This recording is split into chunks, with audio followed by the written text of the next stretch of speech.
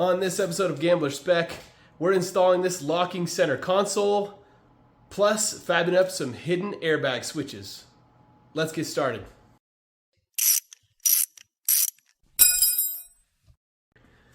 Welcome back to Gambler Spec. It makes me happy to see the TAZR back in the garage. We got some interior stuff we got to take care of today. Let's take a look. So one of the biggest issues with the TAZR is that there is zero storage space. You got no doors, you got no roof, and you got nowhere to put your junk. I do have just this small mini trunk that I built onto the back, but that has the battery and the air compressor in it. And then the only other storage you have is the factory glove box. So I went online and picked this bad boy up. This is a Smitty built center console. It's locking, it's got cup holders, and it also has this pretty handy covered stereo space, which I think I can use. So the object this morning is to make room for this center console by clearing out some of this metal. This actually pushes the console too high, so I've got to get it down as low as possible. So we'll get that metal cleared out, and then we'll see about getting this thing mounted.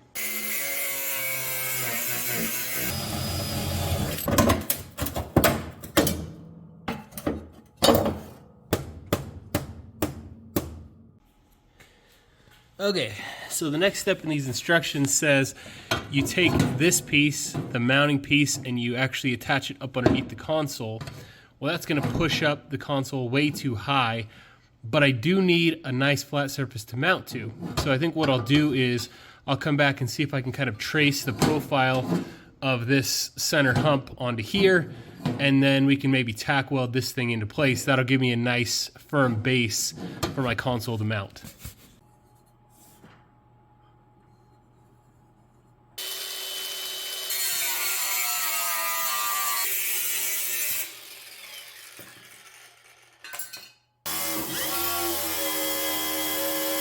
Okay, so I think I got a plan here. So this is that piece that I notched out to fit over the hump. I think what I'll do is weld these bolts that came with the kit. I'll go ahead and weld those to the bottom.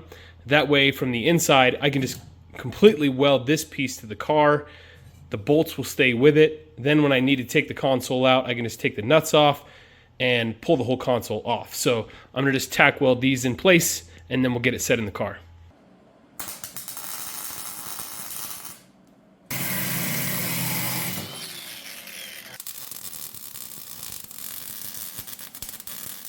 Okay, you can see how this base plate's going to work out.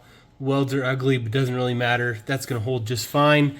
It's got the bolts that stick up that'll go right up into the console, so you can just thread your nuts right on there and it's installed. All I need to do left on this is just go ahead and put some black paint on it. But before I do that, I'm going to put the console up into place. Up inside of the box here, there is a single hole in the front. So I'm going to mark that, drill it, and put a bolt through to the bottom of the car.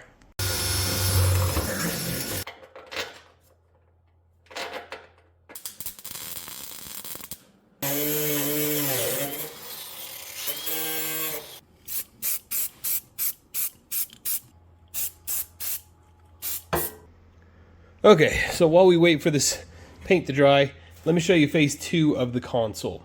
So currently, when you're wearing your 4-point harness in the car, it's really hard to reach the air paddles to be able to adjust the air suspension because it's too far away.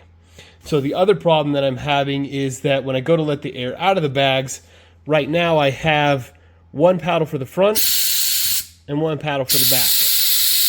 So all the air in the front bags has to come out just this tiny hole here. All the rear bags have to come out here. And so I really would like a more dramatic drop when I come to a stop. And so I think what I want to do is switch to a 4-paddle setup and have a switch for each individual bag instead of a front and rear switch. That's where this stereo console comes into play. So now that you've got this nice padded console, I don't really need a stereo in the car. I use just a Bluetooth speaker and that works fine. But this area here is perfect location for adjusting the air. So what I have in mind is I'm going to take, I bought a second gauge exactly like the one that I have. I bought this one off eBay. It's used, so it's got just a little bit of use to it, which is perfect because the other one's obviously been used for about a year. So I think what I'll do is kind of dismantle this. Then I've got two matching gauges. Each gauge has two needles, so we'll have one gauge for the front, one gauge for the rear, and then one color, orange for left, black for right, something like that. And then I've got my 4 paddles. So I'm going to take these apart, get everything separated into individual pieces, and then I'm going to start building just a plate. So I need a plate that can set in there. I'm not sure if it would set on this level or if it would sit up underneath this. Not positive on that yet, but I'm going to go ahead and build a plate that can accept these rectangle paddle switches. And once we get that figured out, then we can get this thing put back in the car and then work on the plumbing.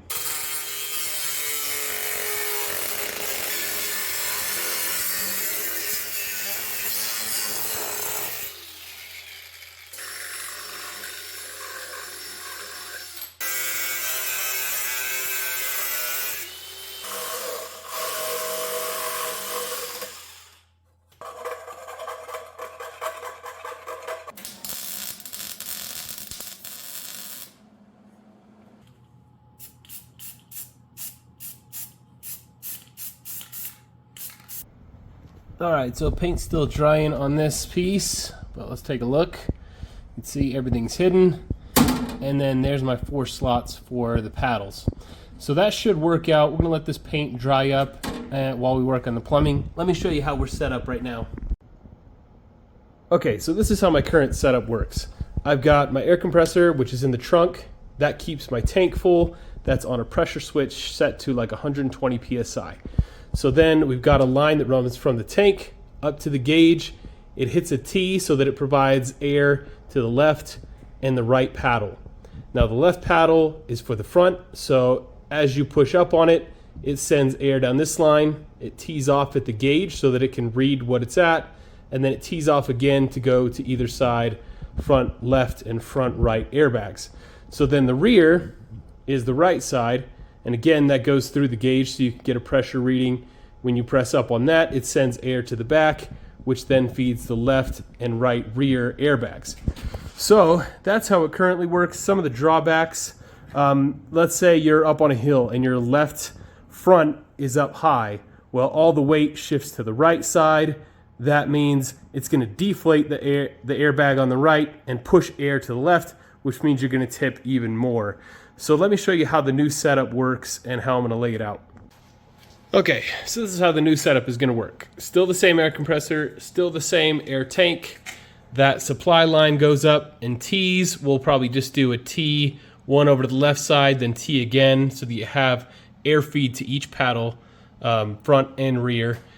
Then from the paddles, you've got a line coming up to the gauge showing the left side and a line coming up to the gauge showing the right side. Same on this, left side, right side coming to the gauge. From the gauge, that tees off again and up to the front left airbag and the front right airbag. So you'll have 2 needles here. One will read the left side, one will read the right side. Same on the rear. So you'll have 2 lines coming in and then going out. It'll be teed off at the gauge. So that will read left and right rear on the right gauge. So the big advantages to doing it this way is that, like I mentioned, when you are on a hill, you don't have the air switching from side to side, which can kind of emphasize that lean. I don't know how big of a deal that is, but it definitely is a thing. Same thing going around corners. You'll get, as you lean to go around the corner, you'll push the air out of the side you're leaning into, and it'll exaggerate your lean. But honestly, the main reason why I wanted to switch this was for convenience in reaching the switches, and then also when you go to let the air out, now you've got twice the paddles, which should give you twice the air out, which should let you air down twice as fast, which obviously when you're running airbags, you want to be able to let that air out and get that stance quickly. You don't want to sit around forever letting the air out. So next step is going to be going through and getting all the plumbing worked out, getting everything up to those paddle switches.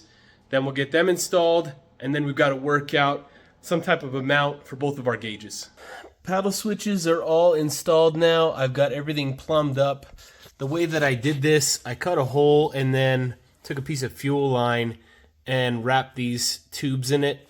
I think that'll work. I gotta just tuck this one down in once I kind of button everything up.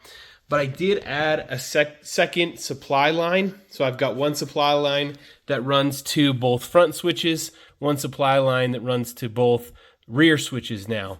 So I think that's gonna help as far as airing up quickly. And then I took the two gauges, cut them into pieces, welded them back together, so that way I didn't have to try to cut these circles out. And that worked out fine. Just reused all my stuff from before, all my mounts, and then split off the electrical, so now I have lights in each of the gauges. So that's working out well. I've actually got the fronts hooked up, and that's working. But since I added that second supply line, the rear isn't hooked up yet. So what I've still got left to do, I've got to plumb these into the gauge, and then I've got this second supply line that I've got to connect into the tank, and then we should be ready to get this thing finished up. So, I don't know if you guys can subscribe, but if you can, do it. Just do it. All right, so I just finished buttoning everything up. We got all the plumbing done. We got all the electrical run. Everything is up and running. Let's take a look at the finished product here. So I love the way the console looks. I think it matches perfectly with the rest of the car. It's gonna be so nice to have all this extra storage space. I mean, that's easily double what I have currently. And then having these switches right here at your fingertips is gonna be so much nicer than the way it used to be. You still got your gauges in your same spot, but it's easier to reach everything. And then you've got twice as quick on the deflation and the inflation, so that's gonna be awesome. I'll put the link in the description for the console as well as some universal paddle switches in case you wanted to do something similar for yourself. But that's gonna do it for this episode. I got more stuff planned for the TAZR Utah Gamblers coming up here in just about a week and a half. We still got stuff we wanna do before we leave, so be sure to subscribe if you wanna see that. But I appreciate you watching.